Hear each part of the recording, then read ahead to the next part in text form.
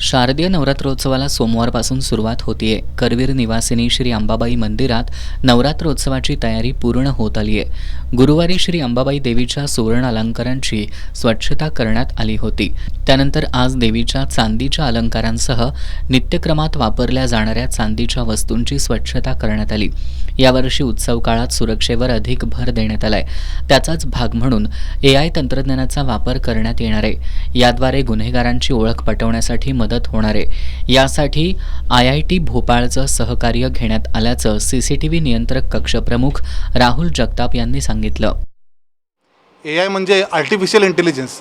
याचा वापर आलेल्या भाविकांचे फेस कॅप्चर करणे, फेस रेकग्नाइज करणे, त्याचबरोबर लाईन क्रॉसिंग थ्रू किती लोकसंख्या आतमध्ये आलेली आहे, क्राऊड मॉनिटरिंग करू शकतो, किती लोक गर्दीचं ठिकाण कोणतं आहे, काय आहे, आणि या सगळ्याचे आउटपुट आपण व्यवस्थापन करण्यासाठी करू शकतो.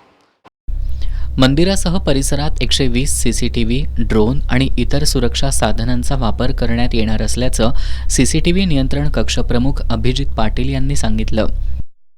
यावेळी मंदिर आवारामध्ये 120 IP स्वरूपाचे कॅमेरे, 8 PTZ कॅमेरे फिरत्या स्वरूपाचे, तसेच भाविकांच्या सोयीकरता तिन्ही गेटवर बॅक स्कॅनिंग मशीन याचा देखील या यंत्रणेचा यावेळी सहभाग करण्यात आलेला आहे.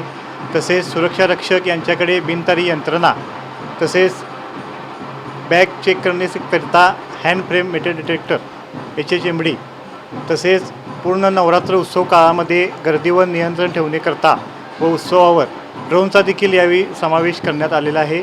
तसेच कोल्हापूर जिल्ह्यातील 15 ठिकाणी विविध ठिकाणी भाविकांच्या दर्शन व्हावे या उपलब्धीकरता सोयीकरता 15 ठिकाणी LED स्क्रीनच्या माध्यमातून आई अंबाबाईचं दर्शन देखील भाविकांना सहजरित्या उपलब्ध होणार आहे.